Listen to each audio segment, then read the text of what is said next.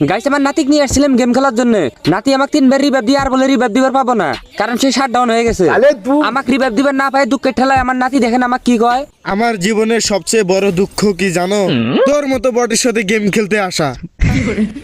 বালকামা তোকে আমি 3 বার রিভাইভ দিছি, তুই আমাকে একবারও রিভাইভ দিবে চাস না?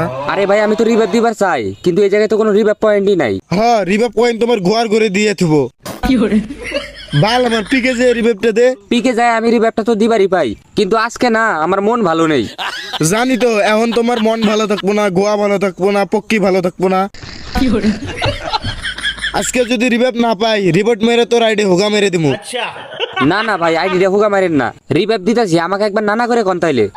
ওই যে তোর নানারা আইছে, দে দে দে, হালার হোগাটা মেরে দে।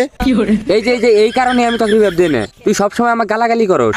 আচ্ছা সরি ভাই, সরি সরি, ভুল হয়েছে। আমি আমার ভুল স্বীকার করলাম, এখন রিভাইভটা দিয়ে এসো। মনে করছস এইটা তো কমু? বটের ঘরের বট, তোর সাথে যতদিন গেম খেলেছি একবারও রিভাইভ দেশ নাই। তক আমি গাল পারবো না, তো চুম্মা দিমু। ঠিক আছে সমস্যা নাই, আমিও রিভাইভ কার্ড তোমার পিছন দিয়ে ঢুকে দেবো।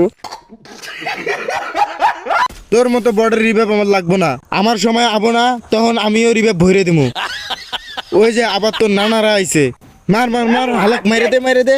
এনিমি গুলো নাম্বার 1 বট, এই হালাকে মারবার পায় না।